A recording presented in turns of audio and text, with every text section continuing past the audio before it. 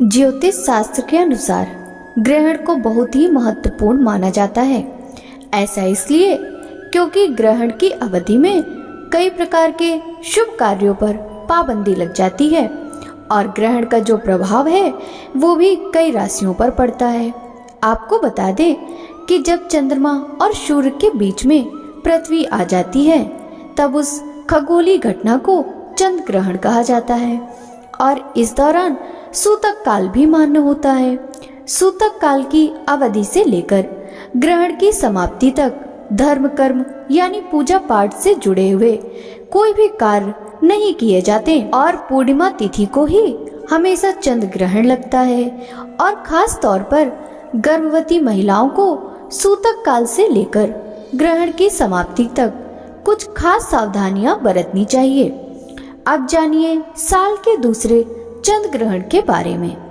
28 अक्टूबर 2023 दिन शनिवार को यानी कि आश्विन पूर्णिमा, जिस दिन शरद पूर्णिमा भी है, इसी दिन साल का दूसरा चंद्र ग्रहण लगेगा और दूसरा चंद्र ग्रहण का समय प्रारंभ होगा 28 अक्टूबर की मध्य रात्रि यानी रात 1:06 से और ग्रहण समाप्त हो जाएगा रात 2:22 पर। ये चंद्र ग्रहण 28 अक्टूबर की मध्य रात्रि और 29 अक्टूबर रविवार के बीच में लगेगा, जो कि एक आंशिक चंद्र ग्रहण होगा और दूसरे चंद्र ग्रहण का जो सूतक काल है वो 28 अक्टूबर की शाम 4:06 से प्रारंभ हो जाएगा और सूतक काल हमेशा ग्रहण की समाप्ति के साथ ही समाप्त भी हो जाता है। क्योंकि ये ग्रहण हमारे देश में दिखाई देगा, इसलिए सूतक संबंधित नियमों का पालन भी किया जाएगा।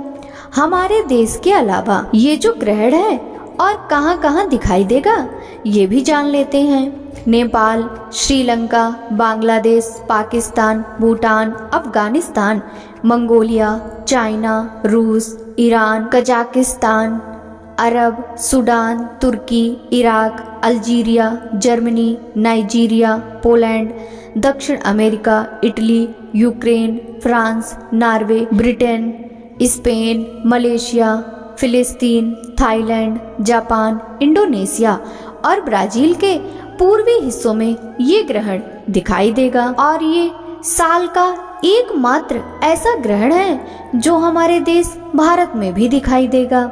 इसके अलावा साल में लगने वाले बाकी 3 ग्रहण हमारे देश में नहीं दिखाई दिए। अब हम जानेंगे चंद्र ग्रहण के दौरान क्या करना चाहिए और क्या नहीं करना चाहिए। ज्योतिष मान्यताओं के अनुसार कहा जाता है कि ग्रहण के दौरान नकारात्मक ऊर्जा का प्रभाव बढ़ जाता है। ऐसे में इस दौरान ना तो भोजन पकाना चाहिए और ना ही खाना चाहिए।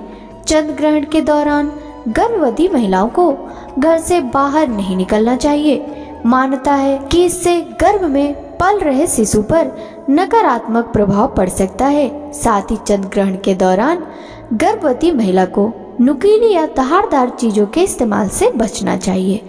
शास्त्रों में ग्रहण के दौरान सोने से भी मनाही है, ऐसा करना अशुभ माना गया है। साथ ही इस दौरान पेड़ पौधों को भी स्पर्श नहीं किया जाता।